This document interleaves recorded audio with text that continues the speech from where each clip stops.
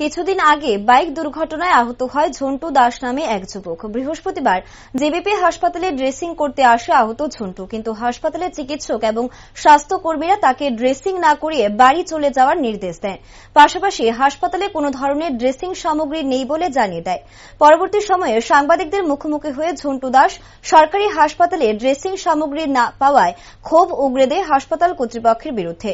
Dressing করতে না পেরে অবশেষে প্রাথমিক চিকিৎসার দাবি রাখে সেই যুবকটি, কিন্তু হাসপাতাল কর্তৃপক্ষ তাকে প্রাথমিক চিকিৎসাও করতে রাজি হয়নি বলে অভিযোগ।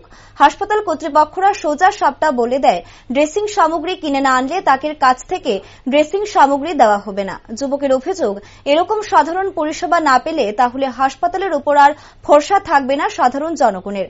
এখন দেখার বিষয় সংবাদ সম্প্রচার হওয়ার পর স্বাস্থ্য দপ্তর এই বিষয়গুলির উপর কি পদক্ষেপ গ্রহণ করেন। আমি আইসি ড্রেসিং করতাম, অ্যাক্সিডেন্ট ছিল, কিন্তু তারা ড্রেসিং করতে দিতেছে না। আমার তারা একবার প্লাস্টিক সার্জারি নাই জিনিস এর থেকে আমার পাঠাচ্ছে ট্রমা সেন্টারে আমি আইসি ট্রমা সেন্টার তারা না জিনিস নাই। সরকারি হাসপাতাল সব কিছু থেকে তারা ব্যান্ডেজ করছি, ব্যান্ডেজ নাই। আপনি আউটডোরে যাওয়ার পরে কি কইছে ডাক্তার? কইছে টিকিট কাছি কথা গার্জেন নাই, তো আমি কেমনে আমার গার্জেন তোমার বাড়িতে যেতে দিব। বাড়িতে যেতে গেলে আমার তো এটা খুলে দিয়ে দিচ্ছে, খালি অবস্থা কিভাবে যাবো বাড়িতে। আমি তার সামান্য উত্তর আমার ড্রেসিং করে দেয়, আমি যাতে বাইক যেতে হারি। তো তারা ইডেও নাই তার কাছে, মানে ড্রেসিং করার মতো কোনো সামগ্রী নাই তার কাছে। আপনাদের কি কি কেনার কথা কইছে? তারা তো কইতেছে যাও গান থেকে ড্রেসিং হইতো না, এই টাকাটা কিনে আনো, এনেকে বাংলা তো রাখছিনি কেউ, আরো তো নানান ধরনের কথা কইছি তারা। তারপর তো আপনি ট্রমা সেন্টারে আইছেন যে প্রাথমিক একটা ব্যান্ডেজ করার লিগে।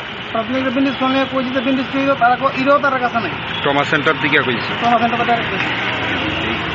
কি মনে করেন মানে হাসপাতালের মধ্যে কোনো ধরনের মানে এই কোনো পরিষেবাই নাই? সামান্য কত ড্রেসিং করছি, তো ড্রেসিংই নেই, আর বাকি পরিষেবা কেমনে হবে মানুষের?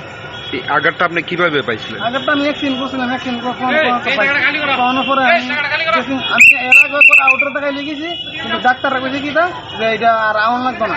কিন্তু ওখানে আমি আবার ডাক্তার দাইতাম বলছি, তারা কইছে যেটা প্লাস্টিক সার্জারি করা লাগবে। এখন তো আপনি মানে ড্রেসিং করছেন না, মানে কি এখন কি করবে? ড্রেসিং তো তারা করতো না, না করলে কিটা করতে হবে। আমার তো চাইটি ভেবে এটা খালি পাও নিয়ে আসলে বাইক দিব, কিন্তু উপায় নাই। আর এইভাবে কি আপনার বাড়িতে ফেরা সম্ভব? এমনিও সম্ভব, কিন্তু তারা কোথাছি তারা তো বুঝতেই পারতেছে না। নামটা যদি আমি চাইতেছি যে আমার রাস্তাঘাটে কোনো কিছু যদি হয়, হসপিটালটাই। নামটা কি আপনার? আমার নাম ঝন্টু দাস। বাড়ি ভালো।